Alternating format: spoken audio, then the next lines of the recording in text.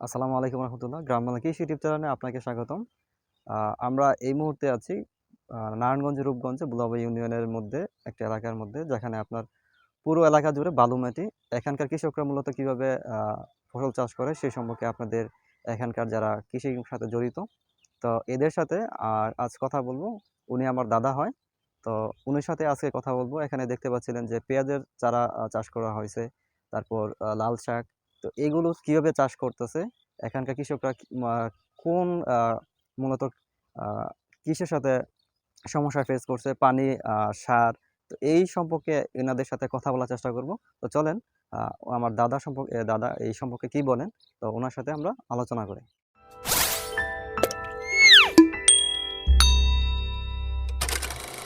বালুর মধ্যে চাষ করেন এই সম্পর্কে বলবেন দর্শকদের।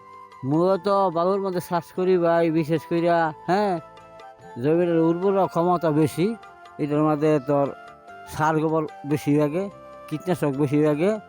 বিশেষ করে ফোয়ের আক্রমণটা খুব বেশি আক্রমণ করে। তো পেঁয়াজটা লাগাইছি আমি জামা করতে, পেঁয়াজটা এনে লাগাইছি। এইটা সরু সরু দানা, এইটা লাগাইছি। এটা বোধহয় 15 দিন লাগাইছি। আর এই যে দেখতেছ পালং শাক, কেন দাঁড়া, এটা লাল শাক কেন মরিচ করছি। এরপরে আর কিছু বালু লাগাইছি। হ্যাঁ, সারটা বেশি প্রয়োগ কর লাগে আর কি, বুঝছ না? সার ছাড়া ফসল হয় না।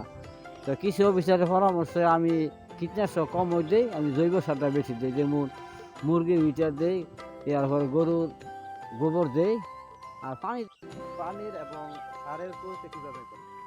আপনাদের এখানে কি সমস্যাটা হচ্ছে সেই সম্পর্কে। সমস্যাটা সবথেকে সমস্যা পানির সমস্যাটা আমার। অনেক দূরেতে পানি দেওয়ার লাগে, এই সোজা বয়ে পানি খাওয়ার লাগে। পানি ছাড়া তো মনে করি বালুর মধ্যে ফসল না, বালু তো এমবাই শুকায় জায়গা।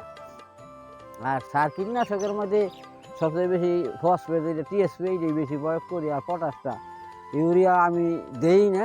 ইউরিয়া দিয়ে ফসল খাইতে আমি তিতা লাগে, যার ফলে আমি টিএসপি আর এই পটাশ সারটা দিয়ে বেশি ফসলটা করি আর কি।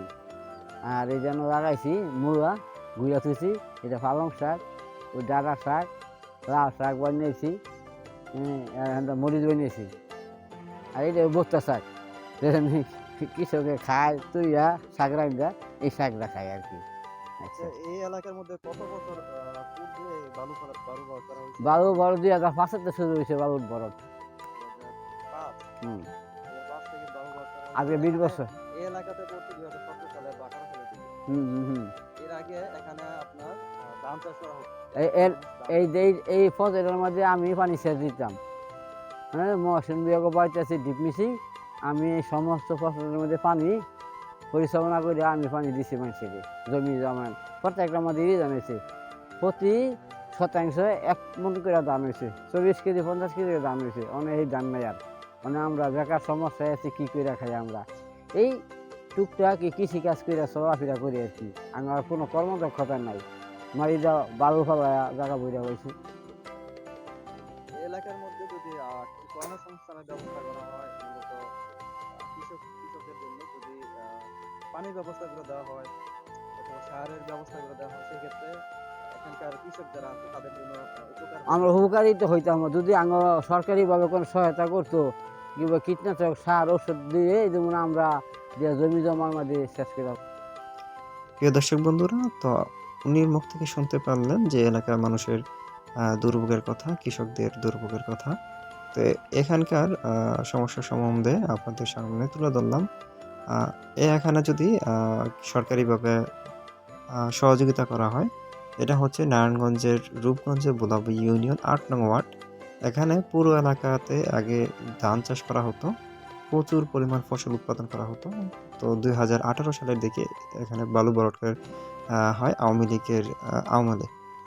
তো ওই সময় এখানে বালু ভরাট করার পর এখানকার কৃষক যারা আছে তারা একেবারেই বেকার হয়ে গেছে।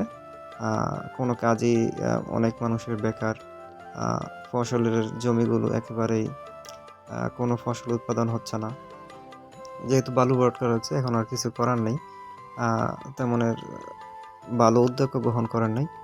যারা এখন বর্তমানে দায়িত্বরত আছেন তারাও এ বিষয়ে খেয়াল দিচ্ছেন না। তো যারা উপরের লেভেলে আছেন তারা এ বিষয়ে খেয়াল দিবেন, যেন এ এলাকার মানুষের কৃষির কাজটা আরও সুন্দরভাবে এগোতে পারে। বালুর মধ্যে ফসল হয় যেমন শাকসবজি, এইগুলো যদি ভালোভাবে তদারকি করে চাষ করা হয় তাহলে আরও ভালো হবে।